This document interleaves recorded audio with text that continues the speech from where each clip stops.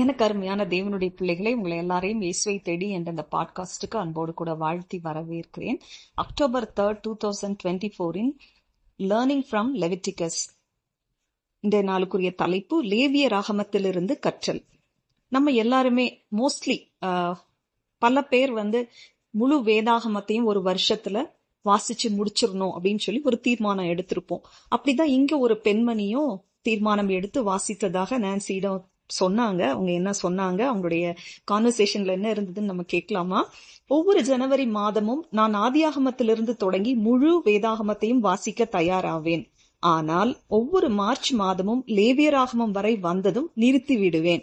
இதுவே அவரை தேடுதலாகும். இப்படிதான் வேதத்துல அவரை தேடுவேன்.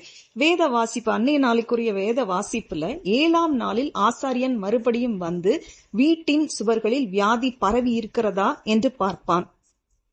நம்ம லேவியராகமம் வந்த உடனே நிறைய டூஸ் அண்ட் டோன்ஸ் எல்லாம் இருக்கும். அதை வாசிக்கும் போது என்ன நோக்கத்தோடு நம்ம வாசிக்கணும்னு சொல்லி நான்சி சொல்றாங்கன்னு சொல்லி நம்ம பார்க்கலாமா? லேவியராகமத்தில் தேவன் பரிசுத்தர் என்பதை கற்றுக்கொள்கிறோம்.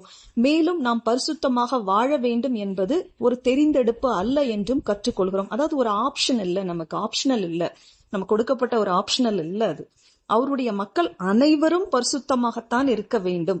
தேவனுடைய கட்டளைகளை கை கொள்ளும் திறன் நமக்கு இல்லை என்பதையும் உணர்ந்து கொள்கிறோம். அதனால்தான் சிலுவையின் மூலம் பாவத்தை ஜெயிக்க தேவன் இயேசுவை அனுப்பினார். இதனால்தான் அவர் மூலம் கிருபை என்னும் ஒரு இயற்கைக்கு அப்பாற்பட்ட வளத்தை, பலனை, ஐஸ்வர்யத்தை நாம் பெற்றுக்கொள்கிறோம். நமக்கு கொடுக்கப்பட்டிருக்கிறது எதற்காக என்றால் நாம் பரிசுத்தமாக வாழ்வதற்காக தான். அதுதான் நாம் பரிசுத்தமாக இருப்பதற்கான விருப்பத்தையும் வல்லமையும் நமக்கு தருகிறது.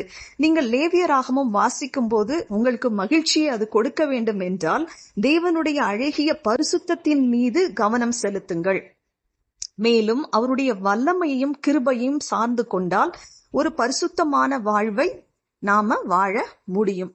நம்ம ஒரு சின்ன ஜபத்தோடு முடிச்சிடலாம். நேசிக்கிற அன்பின் பரலோக தகப்பனே, அப்பா, இன்னைக்கு கற்றுக்கொண்ட சத்தியத்திற்காக ஸ்தோத்திரம். நாங்க பரிசுத்தமாய் வாழ எங்களிடத்துல பலன் இல்லப்பா. ஆனா நீங்க கர்த்தராகிய இயேசு கிறிஸ்து மூலமா கிருபையும் வல்லமையும் எங்களுக்கு கொடுத்ததுனால நாங்க கண்டிப்பா பரிசுத்தமா இந்த உலகத்துல வாழ முடியும். நாங்க எப்போதும் உடைய கிருபையும் வல்லமையும் சார்ந்து கொள்ள நீங்க எங்களுக்கு கிருபையை கொடுங்க. இயேசுவன் மூலமே ஜபம் கேளும் நல்ல பிதாவே, ஆமேன். இந்த குறுஞ்செய்தியை கேட்டதற்காக உங்களுக்கு நன்றி சொல்றேன். இது நான்சி டீமாஸ் வால்கமுத்து என்பவருடைய சீக்கிங் ப்ரோக்ராம்ல இருந்து எடுக்கப்பட்டது. தேங்க்யூ. God bless you.